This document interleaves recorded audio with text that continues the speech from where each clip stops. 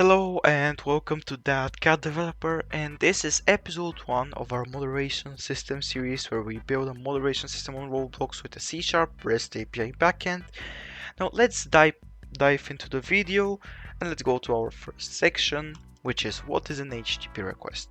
HTTP stands for Hypertext Transfer Protocol. Don't be scared to the name, it's just the language that web servers and clients use to talk to each other. When your web browser loads a page, for example, let's say Google, it sends an HTTP request behind the scenes, which is something like this.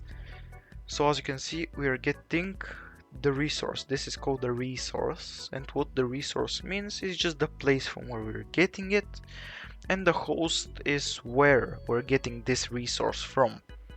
This is a very simple HTTP request, and you don't need to know much about how they look like.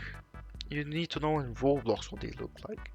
In Roblox we do the same thing using HTTP service. When we want to contact an external server like our moderation API, this is an example, we use the HTTP service, and using the getAsync function we call our API and get the information from it. Now, I said multiple times API, but what actually is an API? An API stands for Application Programming Interface. It really is just a way for two systems to talk to each other with clearly defined rules. In our case, a Roblox game will talk to a C# backend through a set of rules like warn to set a warning, ban to ban someone, check ban to ask is this player banned. Now, if you're still wondering what exactly an API is, think of it as the menu at a restaurant. The API is the menu, the server is the kitchen. You don't know how the kitchen works, you just need to know what you can order. And you call that API using the resources, in which are the 4 items in the menu.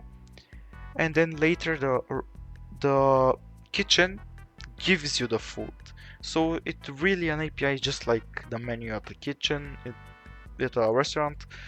That's all you need to know for an API. But the thing about the API, if you're going to use a REST API, a REST API stands for Representational State Transfer. Don't worry about the name. To simplify it in other terms, a REST API just follows a simple rule.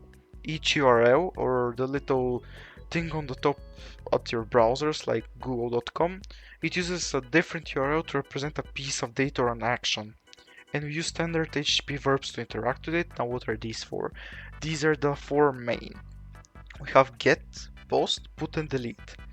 They all do four things which are called the CRUD operations, or create, read, update and remove, which these 4 things are how almost everything in the internet works, because in a database you only need to create information, to read information, to update or remove information. That's all of the 4 things you need in these. So these are the 4 main ones. Get is for reading, post is for creating, put is for updating, and delete is for removing. And we have an example. The get can be used for checking the ban status, post is to send a warning or a ban, put is to update the ban time, and delete is to actually remove maybe unban a player. So when we post a warning, we're telling the server, hey, add this new record. That's essentially what our REST API is. Now, you're probably wondering, why should Roblox developers like you care about it? This is a really powerful tool. If you want your Roblox game to have servers tied bans and logs, stats that survive game shutdowns, warp dashboards, or disconnect integrations, then you need to know how HTTP and APIs work. It's the bridge between your game and the rest of the internet. Now let's do a little of a recap on what we talked about. An HTTP is the language the web speaks, an API is a set of rules that let software talk to each other, and REST API is a style of an API that uses HTTP requests to do things. In the next episode, we'll be starting out our project. We're going to install Visual Studio. If you've never touched backend code before, don't worry, I'll walk you through every line. If you got any questions about HTTP or APIs, drop them in the comments. I'll answer as many as I can.